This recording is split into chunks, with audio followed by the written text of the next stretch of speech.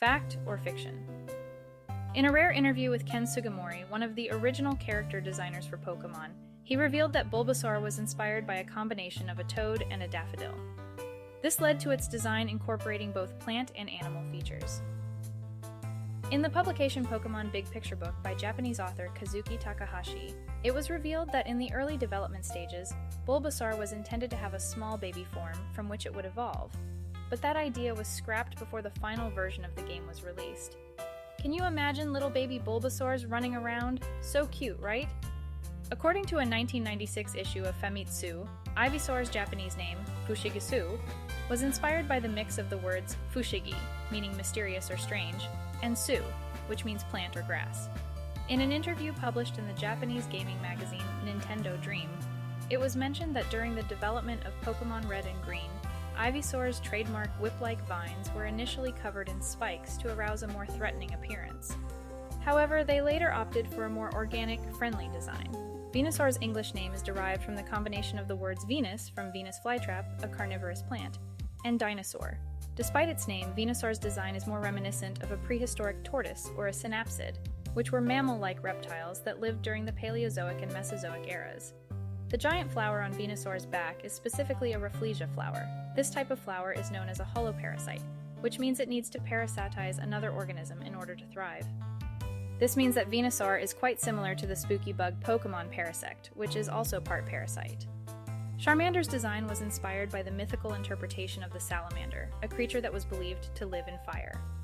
In medieval European bestiaries, salamanders were often depicted as lizard-like animals that could withstand extreme heat and even swim in molten lava. Little Charmander might not be able to do that, but its flaming tail is a cute nod to this ancient myth. In a Famitsu interview with Ken Sugimori, he revealed that Charmander's flame tail was inspired by the myth of the Japanese Hitodama, or soul fire. This is a ball of fire that is said to leave the body of a person at the moment of their death. The Charmander line's connection to the Hitodama symbolizes the idea of life force and rebirth. In a 2016 interview with Japanese gaming magazine Famitsu, designer Shigeki Morimoto revealed that Charmeleon's original sprite in Pokemon Red and Green was even more reptilian in appearance, with a more pronounced snout and a spiky tail. The design was modified to make it more appealing and easier to animate for the Pokemon TV series.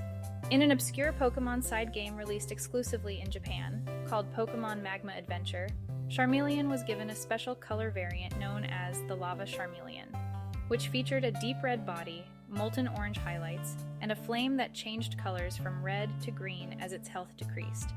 The design was praised by fans, but never made its way to the main series games. In the 1999 Japanese strategy guide Pokemon Red and Green, Best Team Perfect Clear, it's mentioned that the initial concept for Charizard's signature move, Flamethrower, was inspired by Godzilla's iconic atomic breath. The developers wanted to create a powerful fire attack that would have a distinct visual impact. Spicy! In an obscure Japanese radio drama called Pokemon Sound Picture Box, Birth of Mewtwo, it's revealed that Charizard's DNA was used as a core part of the genetic makeup to create Mewtwo.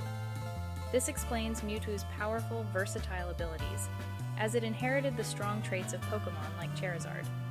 In a rare interview with Ken Sugimori, he mentioned that the inspiration for Charizard's design came from a combination of a mythical European dragon and the Japanese creature Ryujin, a dragon-like sea god in Japanese mythology.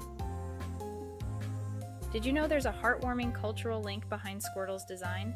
According to an interview with Ken Sugimori in Nintendo Dream magazine, Squirtle was inspired by the Ryukyu black-breasted leaf turtle. This turtle is found only in Japan and is associated with longevity and good fortune. Squirtle's Japanese name, Zenigami, translates to money turtle. This is a nod to an old Japanese saying, Zeniga me ni hairu, which means money comes into view.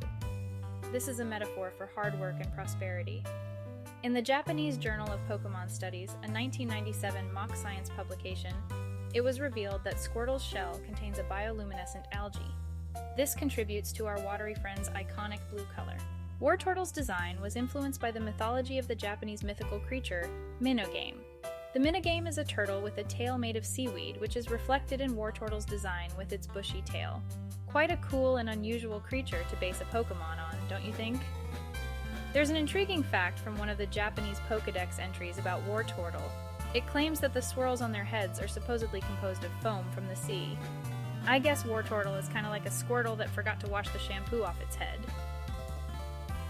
Blastoise's shell is known to be incredibly hard, but did you know that it is also light enough to keep the Pokemon afloat in water?